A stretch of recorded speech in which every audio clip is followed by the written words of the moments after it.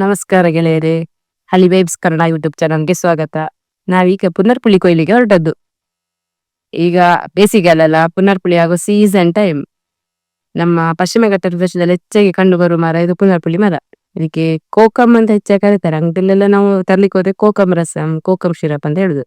ಈ ಪುನರ್ಪುಳಿ ನಮ್ಮ ದಕ್ಷಿಣ ಕನ್ನಡದಲ್ಲಿ ರಸಂ ಮಾಡ್ಲಿಕ್ಕೆ, ಜ್ಯೂಸ್ ಮಾಡ್ಲಿಕ್ಕೆ, ಸಾರು ಮಾಡ್ಲಿಕ್ಕೆ ಹೆಚ್ಚಾಗಿ ನಾವು ಉಪಯೋಗಿಸ್ತೇವೆ. ಹಾಗೆ ನಾವೀಗ ನಮ್ಮ ಸೈನ್ಯ, ಕಪಿ ಸೈನ್ಯ ಅಂತಾರ, ಮಕ್ಕಳನ್ನೆಲ್ಲ ಕರ್ಕೊಂಡು ಹೊರಟದು. ನಾವೀಗ ಕೊಯ್ದು ಅದನ್ನ ಹೇಗೆ ಸಿಪ್ಪೆ ತೆಗೆದು ಒಣಗಿಸಿ ಸಿರಪ್ ಮಾಡೋದನ್ನೆಲ್ಲ ನೋಡುವ. ಈಗ ಮರದ ಹತ್ರ ಬಂದದ. ಈಗ ಇನ್ನೊಂದು ನಮ್ಮ ಗದ್ದೆ ಬದಿಯಲ್ಲಿ ಒಂದು ಮರ ಆಗಿದೆ ನೋಡಿ. ಈ ಮರನೆಲ್ಲ ನಾವು ಬೀಜ ಹಾಕ್ಬೇಕು, ಅದಕ್ಕೆ ನೀರಾಗಬೇಕು, ಏನಿಲ್ಲ. ನಮ್ಗೆ ಎಷ್ಟು ಒಳ್ಳೆ ಒಂದು ಹಣ್ಣು ಕೊಡ್ತದೆ ನೋಡಿ. ಅದು ನಮ್ಮ ಪ್ರಕೃತಿಯ ವಿಸ್ಮಯ ಅದೆಲ್ಲ. ತಂಗಿ ಕೊಯ್ತಾ ಇದ್ದಾಳೆ ಈಗ. ಮಕ್ಕಳಲ್ಲಿ ನೋಡಿ ಅವನ ಹಣ್ಣು ಎಷ್ಟು ಚೆಂದಾಗಿದೆ. ದೊಡ್ಡ ಮರ ಅಲ್ಲ, ಸಣ್ಣ ಮರ, ತುಂಬಾ ಹಣ್ಣಾಗಿದೆ. ನೋಡ್ಲಿಕ್ಕೆ ಖುಷಿ ಆಗ್ತಿದೆ ಹಣ್ಣನ್ನೆಲ್ಲ. ಸ್ವಲ್ಪ ಕಾಯಿ ಉಂಟು, ಸ್ವಲ್ಪ ಹಣ್ಣು ಉಂಟು, ಎಲ್ಲ ಎಷ್ಟು ಸಿಗ್ತದೆ ನೋಡುವ. ಈಗ ಆದಷ್ಟು ಕೊಯ್ಯುವ. ಸ್ವಲ್ಪ ಕೈಗೆ ಸಿಗುವಷ್ಟು ಕೆಳಗಿನ ಉಂಟು ನೋಡಿ. ಆ ಹಣ್ಣನ್ನು ನೋಡುವಾಗಲೇ ಬಾಯಲ್ಲಿ ನೀರು ಬರ್ತದೆ, ಅಷ್ಟು ಚಂದ ಉಂಟು ಹಣ್ಣು, ಕೆಂಪು ಕೆಂಪಾಗಿ.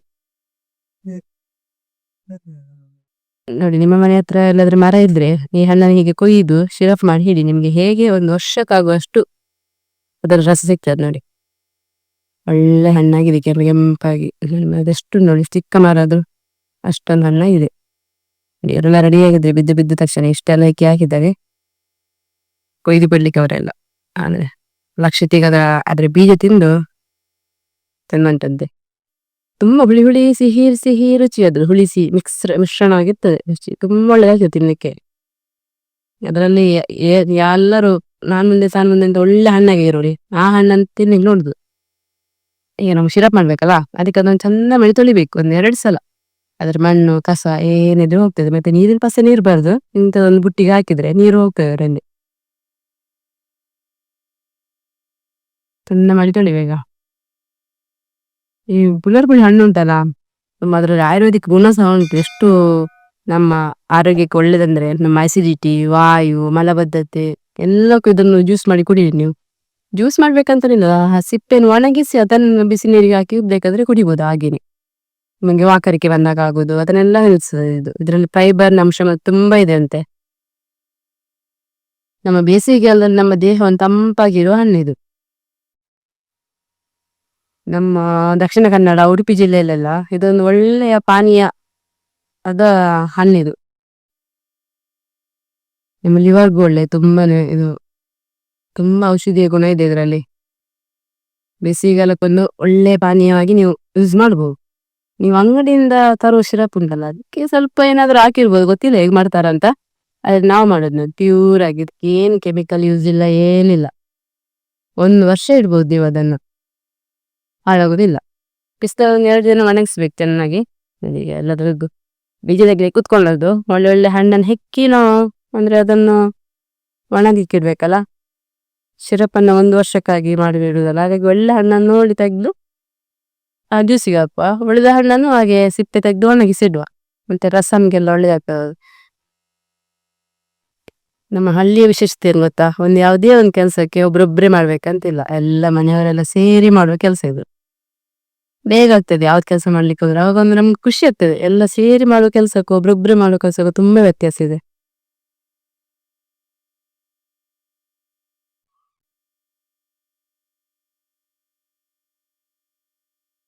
ಆದಷ್ಟು ತಿಂದು, ಎಷ್ಟು ಬೇಕಷ್ಟು ತಿಂದು ಉಳಿದದನ್ನ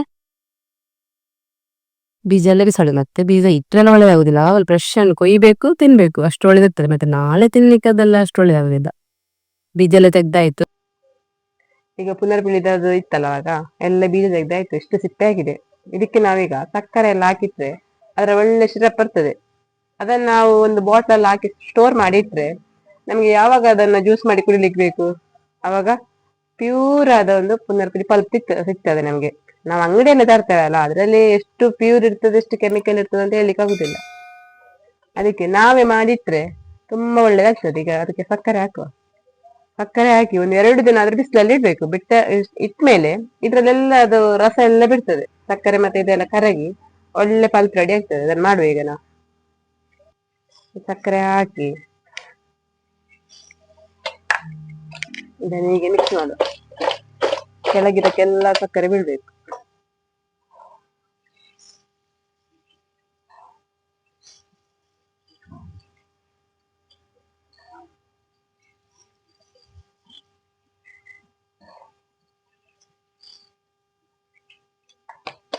ಇದನ್ನು 3 ದಿನ ಆದ್ರೆ ಬಿಸಿಲಲ್ಲಿ ಇಡ್ಬೇಕು. ಒಳ್ಳೆ ರಸ ಬಿಡ್ತದೆ ಅದ್ರದ್ದೆಲ್ಲ ಬಿಸಿಲಿಗೆ. ಹುಳಿ ಮತ್ತೆ ಸಕ್ಕರೆ ಕರಗಿ ಒಳ್ಳೆ ಪಲ್ಪ್ ರೆಡಿ ಆಗ್ತದೆ. ಅದು ಪ್ರಿಸರ್ವೇಟಿವ್ ಹಾಕಿದಾಗ ಆಗ್ತದೆ ಸಕ್ಕರೆ, ಹಾಳಾಗುದಿಲ್ಲ. 1 ವರ್ಷ ಅಥವಾ 2 ವರ್ಷ ನೀವು ಯೂಸ್ ಮಾಡ್ಬೋದು. ಅದನ್ನೇ 3 ದಿನ ಆದ್ಮೇಲೆ ನಿಮ್ಗೆ ತೋರಿಸ್ತೇನೆ ಎಷ್ಟು ಪಲ್ಪ್ ಬರ್ತದೆ ಹೇಗೆ ಅಂತ. ಬಾಟ್ಲಲ್ಲಿ ಹಾಕಿ ತೋರಿಸ್ತೇನೆ. ಮತ್ತೆ ಸಕ್ಕರೆ ಹಾಕಿದ್ದದು ಅಲ್ಲಿ ಬಿಸಿಲಲ್ಲಿ ಇಟ್ಟೆ. ಇದೀಗ ನಾವು ಸಕ್ಕರೆ ಹಾಕದಿರೋ ಸಿಪ್ಪೆ, ಇದನ್ನು ನೀವು ತೆಗೆದು ಬೇರೆ ಒಣಗಿಸಿಡಿ. ನಿಮ್ಗೆ ನಾವು ಜಾಸ್ತಿಯಾಗಿ ಉಪಯೋಗಿಸಿದ್ರೆ ನಮಗೆ ಪಿತ್ತ ಅಂದ್ರೆ ತಲೆ ಸುತ್ತು ಬರ್ತದೆ ನೋಡಿ, ಬೆಳಿಗ್ಗೆ ಎದ್ದಾಗ ತಲೆ ಸುತ್ತಾಗುದು. ಇದನ್ನು ರಾತ್ರಿ 2-3 ಸಿಪ್ಪೆ ಸಾಕು. ಒಂದು ಲೋಟಕ್ಕೆ ನೀರು ಹಾಕಿ ಮುಚ್ಚಿಡಿ. ಬೆಳಿಗ್ಗೆ ತಕ್ಷಣ ಖಾಲಿ ಹೊಟ್ಟೆ ಕುಡಿಬೇಕು. ನಿಮ್ಗೆ ತಲೆ ಸುತ್ತು ಆಕರಿಕೆ ಬಂದಾಗ ಆಗುದು ಅದೆಲ್ಲ ಪಿತ್ತಿನ ಲಕ್ಷಣ ಅಂತ ನಮ್ಮ ಮನೇಲೆಲ್ಲ. ಅದಕ್ಕೆ ಒಳ್ಳೆ ಆಗ್ತದೆ. ಹೀಗೆ ನಮ್ಮ ನೋಡಿ ಸರ್ವ ಉಪಯೋಗಿ ಹಾಳೆ ಉಂಟಲ್ಲ, ಅಡಿಕೆ ಮರದ್ದು, ತಂದು ಸ್ವಲ್ಪ ತೊಳೆದು ಒಣಗಿಸಿಟ್ಟು ಎಲ್ಲದಕ್ಕೂ ಯೂಸ್ ಮಾಡಿ ಆಗ್ತದೆ. ಇದನ್ನು ಒಣಗಿಸ್ಲಿಕ್ಕೆ ಹಾಕಿದ್ ನಾನು. ಒಂದಕ್ಕೆ ಹಾಕಿದ್ರೆ ಬೇಗ ಒಣಗುದಿಲ್ಲ. 1-2 ಹಾಳೆಗೆ ಹಾಕಿಡಿ, ಬೇಗ ಒಣಗ್ತದೆ. ಇದಕ್ಕೊಂದು 3-4 ಬಿಸಿಲಾಗ್ಬೇಕು, ಒಳ್ಳೆ ಒಣಗ್ತದೆ ಸಿಪ್ಪೆ. ಮತ್ತೆ ನೀವು ಅದನ್ನ ಒಂದು ಕಟ್ಟಿಡಿ ನೋಡಿ, ಏನಾಗುದಿಲ್ಲ. 1 ವರ್ಷ ಆದ್ರೂ ನಿಮ್ಗೆ ರಸಂ ಮಾಡ್ಬೋದು, ಜ್ಯೂಸ್ ಇದ್ರಲ್ಲೂ ಮಾಡ್ಬೋದು. ನೀವೇ ಒಂದಿನ ಹಾಕಿದ್ರೆ ಅದ್ರ ಕೂಡ್ಲೆ ಮಾಡ್ಬೇಕಂದ್ರೆ ನೀವು ಶಿರತ್ತೆ ತೆಗ್ದಿರ್ಬೇಕು. ಇದನ್ನ ಬೇಕಾದ್ರೆ ನಾವು ಮುಂಚಿನ ದಿನನೇ ಹಾಕಿಡ್ಬೇಕು. ನಿಮ್ಗೆ ಅರ್ಜೆಂಟ್ 1-2 ಗಂಟೆ ಒಳಗೆ ಮಾಡ್ಬೋದು. ಬಿಸಿ ನೀರು ಹಾಕಿದ್ರೆ 2 ಗಂಟೆದಲ್ಲಿ ಅದು ಹುಳಿ ಅಂಶ ಬಿಡ್ತದೆ, ನಿಮ್ಗೆ ಶರ್ಬತ್ ಮಾಡಿ ಕುಡಿಬಹುದು. ನೋಡಿ ಈಗ ನಾವು 2-3 ದಿನ ಇಟ್ಟದ್ದು ಒಳ್ಳೆ ಜೇನ್ ತರ ಆಗಿದೆ. ಎಷ್ಟು ಮಂದಾಗಿದೆ ನೋಡಿ, ಏನ್ ಹಾಳಾಗುದಿಲ್ಲ. 2-3 ಸ್ಪೂನ್ ಹಾಕ್ತೇವೆ. 4-5 ಲೋಟ ನಾವು ಶರ್ಬತ್ ಮಾಡ್ಬೋದು. ನಿಮ್ಗೆ ರುಚಿಗೆ ಬೇಕಾದ್ರೆ ಇದ್ರ ಜೊತೆ ಮತ್ತೆ ಲಿಂಬೆ ಹಣ್ಣನ್ನು ಹಾಕೋಬಹುದು. ಒಂದು ಅರ್ಧ ಲಿಂಬೆ ಹಣ್ಣು ಹಾಕಿದ್ರೆ ಮತ್ತು ಸ್ವಲ್ಪ ಟೇಸ್ಟ್ ಚಂದ ಆಗ್ತದೆ, ಒಳ್ಳೆ ಆಗ್ತದೆ. ನಾನೀಗ 2-3 ಸ್ಪೂನ್ ಆಗುವಷ್ಟು ಇದರದ್ದು ರಸ ಹಾಕಿದ್ದೇನೆ. ಸ್ವಲ್ಪ ಸಕ್ಕರೆ ಹಾಕಿ, ಸಿಹಿ ಬೇಕಲ್ಲ, ತುಂಬಾ ಹುಳಿ ಇರ್ತದೆ. ಅದು 2-3 ದಿನ ಒಣಗಿದೆ ಅಲ್ಲ, ಎಷ್ಟು ಸ್ವಲ್ಪ ಹಾಕಿದ್ರೆ ಸಾಕು ನೀರು ರಸ. ಅಷ್ಟು ದಪ್ಪ ಬಂದಿದೆ ಅದು ಜೇನಿನ ತರ. ನಮ್ ಜೇನು ಹೇಗೆ 2-3 ವರ್ಷ ಎಷ್ಟು ವರ್ಷ ಅದು ಹಾಳಾಗುದಿಲ್ಲ, ಹಾಗೆ 2-3 ವರ್ಷ ನೀವೊಂದು ಗಾಜಿನ ಬಾಟ್ಲಲ್ಲಿ ಹಾಕಿರಿ, ಪ್ಲಾಸ್ಟಿಕ್ ಬಾಟ್ಲಗಿಂತ. ಬೇಕಂದ್ರೆ ನೀವು ಈಗ ಒಂದು ಅರ್ಧ ಲೆಮನ್ ಅಂತ ತೆಸ್ಕೋಬಹುದು, ಒಳ್ಳೆ ಆಗ್ತದೆ. ಬೇಕಾಗಿಲ್ಲ, ಇದೇ ಹುಳಿ ಇರ್ತದೆ. ಈ ಸ್ವಲ್ಪ ಟೇಸ್ಟ್ ಚೇಂಜಸ್ ಬೇಕಂದ್ರೆ ಹಾಗೆ ಮಾಡ್ಕೋಬಹುದು. ಸ್ವಲ್ಪ ಸಕ್ಕರೆ ಎಲ್ಲ ಸಣ್ಣ ಕರಗ್ಲಿ. 3-5 ಲೋಟ, ನೀವು 2-3 ಸ್ಪೂನ್ ಹಾಕಿದ್ರೆ 4-5 ಲೋಟ ಶರ್ಬತ್ ಆಗ್ತದೆ. ಈಗ ಬಿಸ್ಲಿಗೆ ಹೋಗಿ ಬಂದಾಗ, ಎಲ್ಲಾದ್ರೂ ಹೊರಗಡೆ ಹೋಗಿ ಬರ್ತೀರಾ, ಸುಸ್ತಾಗಿರ್ತದೆ, ಅವಿ ಜ್ಯೂಸ್ ಮಾಡಿ ಕುಡಿಬಹುದು. ಎಲ್ಲ ಮಕ್ಕಳೆಲ್ಲ ರೆಡಿ ಆಗಿದ್ದಾರೆ ಜ್ಯೂಸ್ ಕುಡಿಲಿಕ್ಕೆ. ನೋಡ್ಬೇಕು ಕೇಳುವ ಅವ್ರ ಹತ್ರ ಹೇಗೆ ಉಂಟು ಅಂತ. ವಿಡಿಯೋ ಇಷ್ಟ ಆದರೆ ಶೇರ್ ಮಾಡಿ, ಲೈಕ್ ಮಾಡಿ, ಸಬ್ಸ್ಕ್ರೈಬ್ ಮಾಡಿ, ಸಪೋರ್ಟ್ ಮಾಡ್ತಾ ಇರಿ ನಮ್ಮ ಒಂದು ಪ್ರಯತ್ನಕ್ಕೆ. ಸರಿ, ಜ್ಯೂಸ್ ರೆಡಿಯಾಗಿದೆ, ಮಕ್ಕಳಿಗೆಲ್ಲ ಕೊಡುವ. ಈಗ ಬೇಸಿಗೆಯಲ್ಲಿ ಮಕ್ಕಳಿಗೆ ಜ್ಯೂಸ್ ಅಂದ್ರೆ ಆಯ್ತು. ನಾವು ಅಂಗಡಿ ಜ್ಯೂಸ್ ತಂದು ಕೊಡೋದಕ್ಕಿಂತ ಇದನ್ನು ನೀವು ರೆಡಿ ಮಾಡಿ ಇಟ್ಟರೆ 2 ದಿನಕ್ಕೊಂದ್ಸಲ, ವಾರಕ್ಕೊಂದ್ 2 ಸಲ 3 ಸಲ ಮಾಡಿ ಕುಡಿದ್ರೆ ಹೆಲ್ತಿಗೆ ಒಳ್ಳೇದು, ತುಂಬಾ ಒಳ್ಳೇದು, ಮಕ್ಕಳಿಗೆ ಒಳ್ಳೇದು, ಪ್ರತಿಯೊಬ್ರು ಕುಡಿಬಹುದು. ತುಂಬ ಒಳ್ಳೆ ಜ್ಯೂಸ್ ರೆಡಿ ಆಗಿದೆ.